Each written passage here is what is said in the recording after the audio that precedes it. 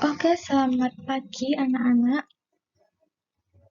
Nah, pada pagi hari ini kita akan belajar menyajikan data dalam bentuk tabel dan diagram batang. Nah,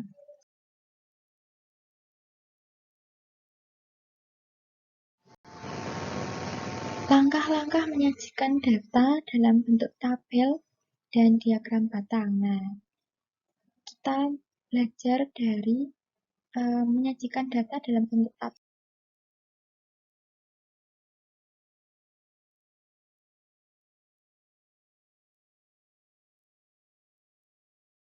Nah, gimana langkah-langkahnya? Nih ya, langkah-langkahnya yang pertama itu mengelompokkan data secara berurutan. Nah, jadi datanya dikelompokkan dulu secara berurutan. Kemudian yang kedua, hitunglah banyak setiap data yang sama. Setelah dikelompokkan, kemudian dihitung banyak setiap data yang sama. Nah, kemudian yang ketiga, tuliskan setiap kelompok data beserta banyaknya dalam tabel.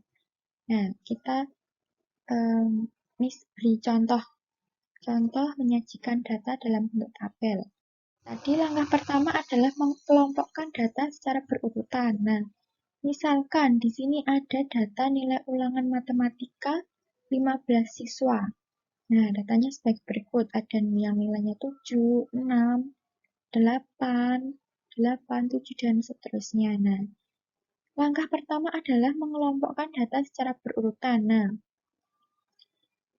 kita mengelompokkannya boleh dari yang terkecil atau yang terbesar. Nah, kalau Miss di sini mau mengelompokkan dari yang terkecil dulu. Nah, yang terkecil adalah nilai 6 ya di sini ya. Nah, kemudian kita cari nilai 6 ada berapa? Ada 1, 2, dan 3. Nah, ada 3. Kemudian kita urutkan. Di sini kita tuliskan nilai 6 sebanyak 3 kali. Jadi ada 3 siswa yang mendapatkan nilai 6. Kemudian setelah nilai 6 ada nilai 7 ya. Nah, nilai 7 ada berapa di sini? Ada 1, 2, 3, 4, 5, dan 6. Nah, kemudian kita tuliskan di sini, kita urutkan nilai 7 sebanyak 6. Nah, kita tuliskan nilai 7 sebanyak 6. Kemudian nilai 8. Di sini ada 1, 2, 3, 4. Nah, yang mendapatkan nilai 8 ada 4 siswa. Nah, kita tuliskan di sini nilai 8 sebanyak 4. Kemudian yang terakhir ada nilai 9. Nah, ada 2. Kita tuliskan di sini nilai 9 ada 2 anak yang mendapatkan nilai 9. Nah, ini sudah kita urutkan. Nah, datanya tadi kan sudah kita dapat datanya, kemudian sudah kita urutkan dari yang terkecil. Nah, setelah itu langkah kedua tadi apa? Nah, langkah kedua adalah hitung banyak setiap data yang sama. Nah, tadi kan kita sudah mengurutkannya menjadi seperti ini ya. Kemudian setelah itu kita hitung banyak data yang sama. Nah, di sini angka nilai 6 itu ada berapa? Ada 3, pintar. Nah, di sini ada 3. Nah, ada 3 siswa yang mendapatkan nilai 6. Kemudian nilai 7. Ada berapa? Ada 1, 2, 3, 4, 5, dan 6. Oh, yang mendapatkan nilai 7 ada 6 siswa. Nah, kita tuliskan seperti ini. Kemudian nilai 8 ada 1, 2, 3, dan 4. Oh, yang mendapatkan nilai 8 ada 4 siswa. Nah, setelah itu yang terakhir nilai 9 ada 2. Nah, gini ini sudah kita sudah menghitung banyaknya setiap data yang sama. Nah, setelah ini kita lanjutkan ke langkah yang apa langkah ketiga tadi? Nah, langkah ketiga, tuliskan setiap kelompok data beserta banyaknya dalam tabel. Nah, tadi kan kita sudah menuliskan setiap kelompok data. Nah, sudah menuliskan banyaknya juga. Nah, kemudian kita tuliskan dalam tabel. Nah, tabel nilai matematika, ya judulnya jangan lupa diberi judul tabelnya. Nah, tabelnya seperti ini.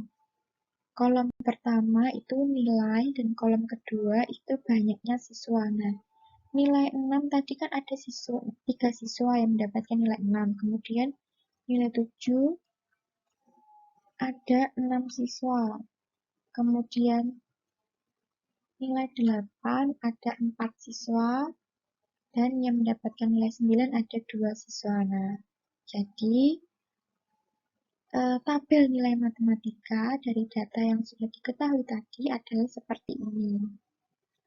Nah, selanjutnya kita belajar menyajikan data dalam bentuk diagram batang. Nah, langkah-langkahnya ini ya. Yang pertama, tulislah nilai matematika pada sumbu mendatar dan jumlah siswa pada sumbu tegak.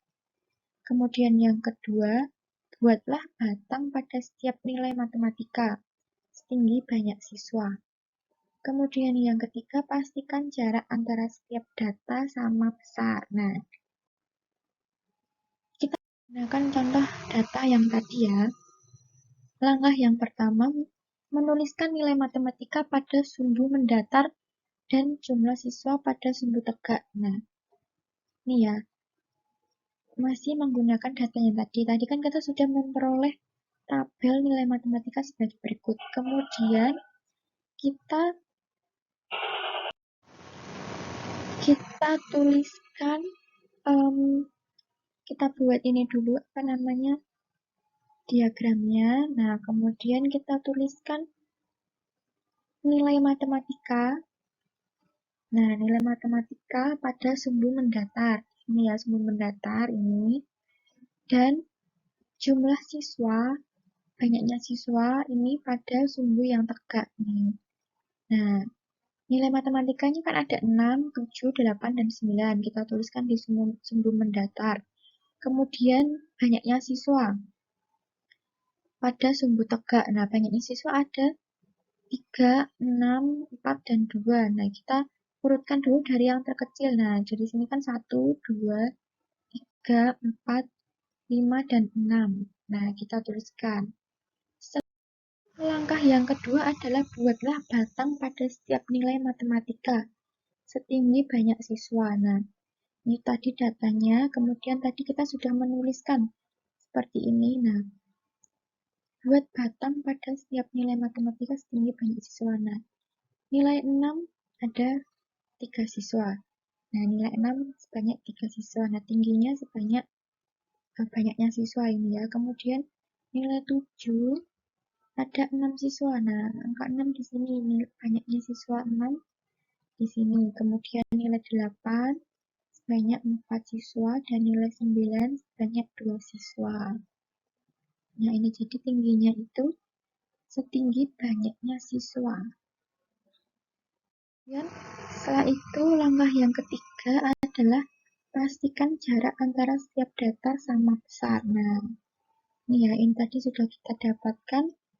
Jadi jarak antara setiap data ini, setiap batang ini sama besar. Nah, jaraknya harus sama, tidak boleh yang satu dempet-dempetan, yang satu merenggang. Nah, jadi harus sama jaraknya. Jangan lupa diberi judul. Nah, judulnya adalah diagram batang nilai matematika. Nah, kalau misalkan anak-anak mencari data tentang warna kesukaan atau cita-cita ya, judulnya berarti nanti diagram warna kesukaan.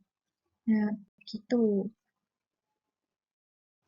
Sekian penjelasan mengenai penyajian data dalam bentuk tabel dan diagram batang.